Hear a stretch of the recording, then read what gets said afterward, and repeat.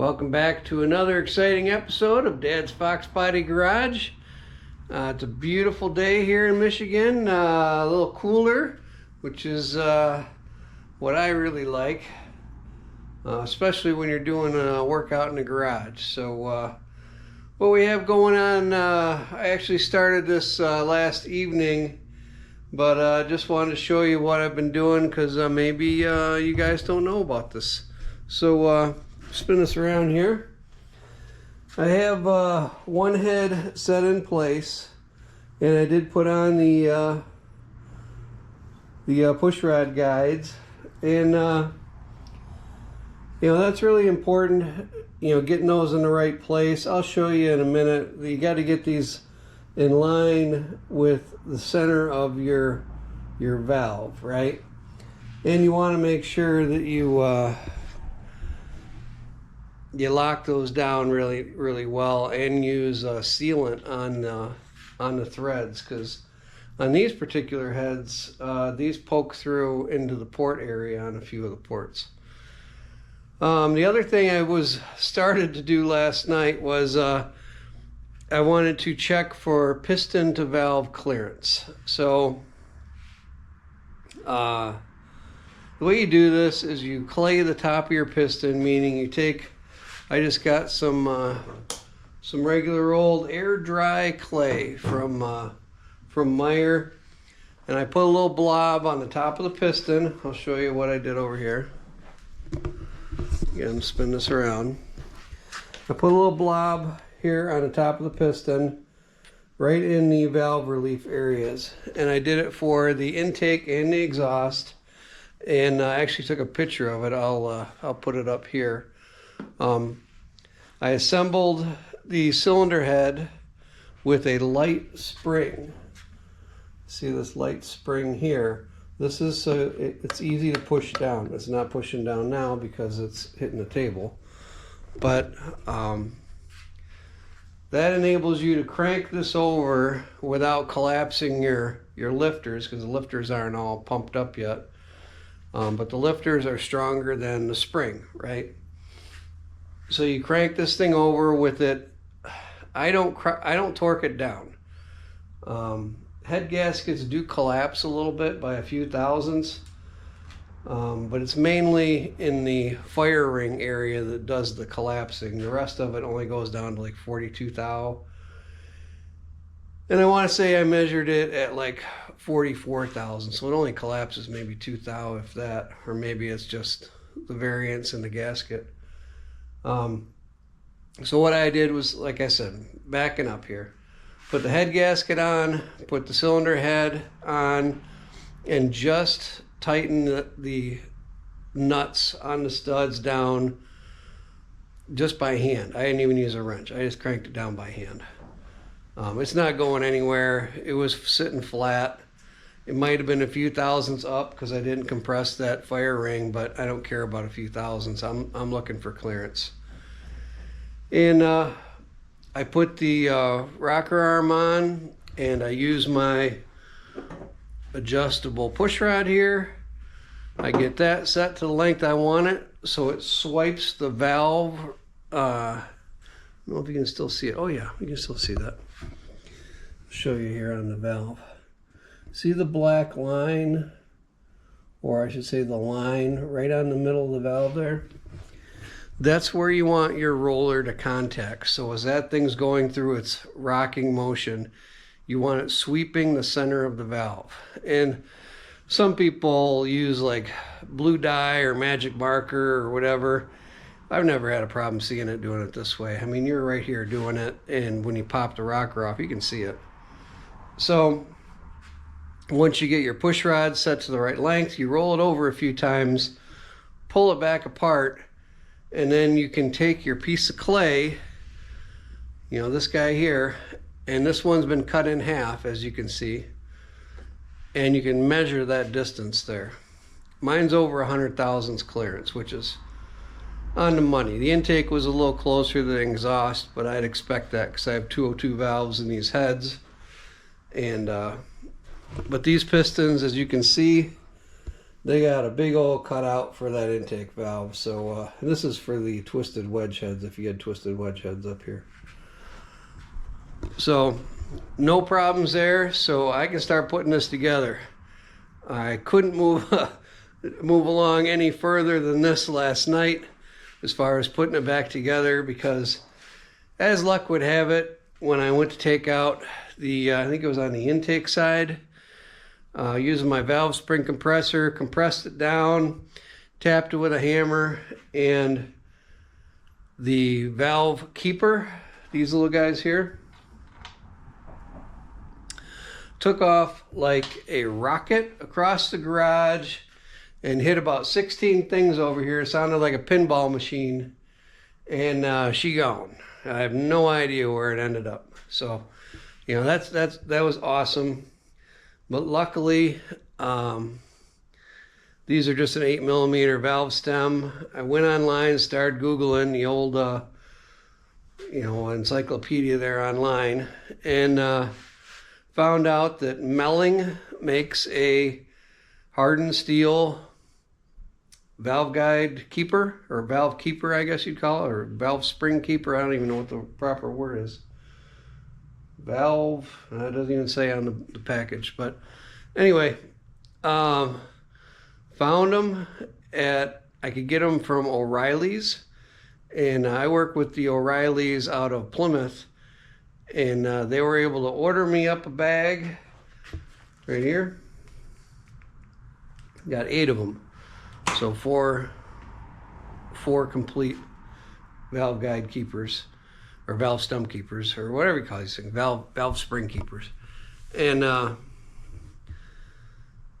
had them for me ready this morning. So shout out to those guys. I love working with that place. I know some people aren't a huge fan of O'Reilly's, and I have complained about some of the quality of the import stuff, but that's not an O'Reilly's thing. That's just automotive parts in general. The O'Reilly's in Plymouth is great to work with. You know, if you're from the Metro Detroit area and around, you know, Livonia, Plymouth, whatever, they're a great company. I really like working with them. Call them. I mean, it was 7:30 at night. Called them. They ordered it up. It was there first thing this morning. So, thanks O'Reilly's. So I'm going to continue putting this together. Enough of me rambling. I'm not going to do a time lapse or anything like that, because it's just going to be me farting around out here. But I'm going to clean up my head gasket, make sure there's nothing on that, get it back on there, make sure my head face is nice and clean with some degreaser or brake clean or something like that. Get my heads on, because I really want to button this thing up at least as much as I can. You know, I still have to get some, measure my push rod to see what that came out as and get those ordered. But once it's this close, I really want to, you know, push on getting it tightened up and closed up, because it doesn't fit under a bag too well, and I want to get it keep it clean, and frankly I want to get it in the car, you know, before it gets too cold. So again, like I said, enough of me rambling. I'm going to get to work, and I'll pick this up in a minute.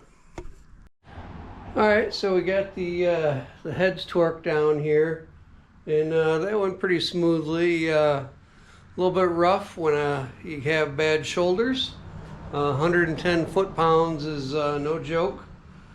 But I think I'm at a stopping point right now, until I get some parts in, which hoping to list some more parts up for sale, because that's what I do, is I'll pick up stuff at swap meets or whatever and sell it and raise money for builds and stuff.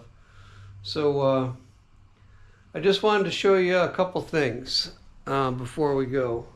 One, got my adjustable push rod here, and once you get that line where you want it on your valve, lock your lock nut on there so it doesn't change anymore, right? Then you can take I just took my tape measure, you know, standard old, can you see that there? Old tape measure, and mine are going to be 7 3/4 inches long, so 7.75 I already looked them up. They're plentiful out there. Just have to move some parts to get some money to buy more parts. But I also noticed something interesting here. Through my parts wheeling and dealing, I have a variety of new intake gaskets here. As you can see, I have some Mr. Gasket. I don't know what these are. Look kind of like a Felpro gasket. And I'm pretty sure these are Felpro as well. And these gaskets here actually came with the Pierce Motorsports intake adapter spacers. And just look at the difference on some of these. You have to really be careful because these gaskets are really different. See how these ones fit real nicely here around your port? You're not going to hang up on any edges or anything. Looks really good. And then the water ports on the end covers the water ports nicely. Again, going to seal up really nicely with there. It has small openings here, right? So we move these out of the way. Next, we have these Felpros. And these don't fit bad. Again, you'd want to center them around the port. But I don't know if you can see, they're not large enough. Like let me unhook it here.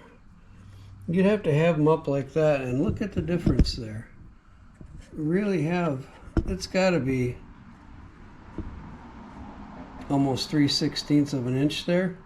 So these ports are quite small, and if you lock them in like you're supposed to on the head gaskets there, it's probably at least an 1/8 inch anyways, where you'd have a restriction going in there. It's not going to line up. So that's those. We'll set those aside. But we didn't look at the water on that, but we'll look at the water on this next one. So similar to this is our Mr. Gasket here. And these fit pretty nice around the ports, like real nice in fact. But look at how big the water openings are here. Now look at on the back side of this. That seal, I don't know if you can see that. The seal actually comes right up to the casting. I don't know if you can see that or not, but basically if you put those on and filled that sucker up, you're going to be leaking coolant. I guarantee it, because you can see how large these openings are. And I'll try the last one here. Now look how nice that one is on the water opening anyways. See, that'll seal that up real nice. But now look at this. This again, we have the big lip here. I just remember when I was putting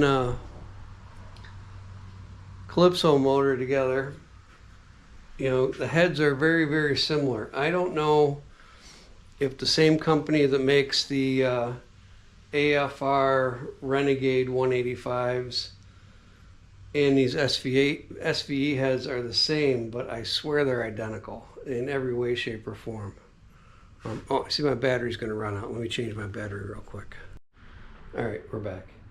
So I remember doing this, like I said, on Calypso, and what I ended up doing was using some contact adhesive and moving the gasket up into a better position where I didn't have the gasket getting in the way of the port here.